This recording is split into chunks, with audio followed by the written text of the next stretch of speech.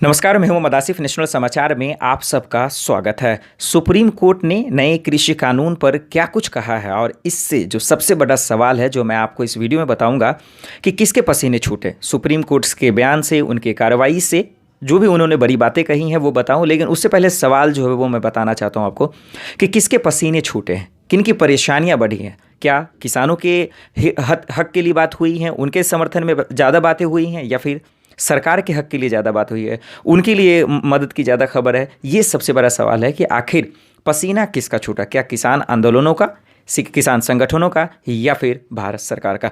आइए सबसे पहले बात करते हैं कि 8 दौर की बातचीत होने के बाद रास्ता पहले क्यों नहीं निकला।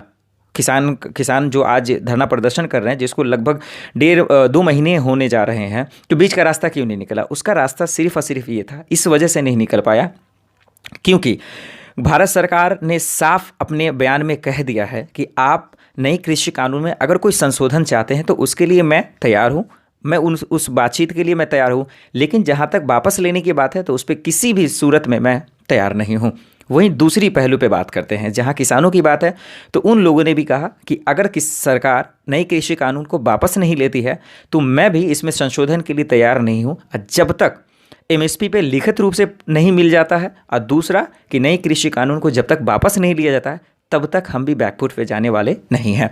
इसलिए ये मुद्दा सुप्रीम कोर्ट में गया और सुप्रीम कोर्ट ने लास्ट में जो आखिर में उन्हें जो है तीखी प्रतिक्रियाएं देनी पड़ी, खास करके मोदी सरकार के लिए। और उन्होंने कहा कि अगर आप जो है नई कृषि कानून पे उनको होल्ड नहीं करते हैं, रोकते नहीं हैं, तो मजबूरन मुझे एक्शन लेना पड़ेगा, क्योंकि हमारे देश में कि जो किसान आंदोलन कर रहे हैं वो शांतिपूर्वक कर रहे हैं, जो उनका हक है, फिर आप इसको रोक क्यों नहीं देते हैं। इससे अगर इस फैसले को देखा जाए, सुप्रीम कोर्ट के इस जो बड़ी बात यही है, अगर इसको देखा जाए तो आप कह सकते हैं कि भारतीय जनता पार्टी के लिए अच्छी खबर नहीं थी, और कल का जो दिन था भारतीय जनता पार्टी के लिए सुप्रीम कोर्ट में अच्छा दिन भी नहीं था। तो आप साफ कह सकते हैं कि मोदी सरकार के पसीने जरूर छूट गए हैं।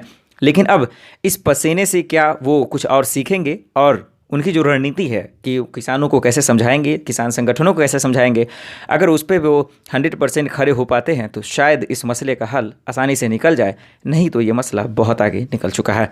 मोहम्मद आसिफ की रिपोर्ट, नेशनल समाचार। नमस्कार।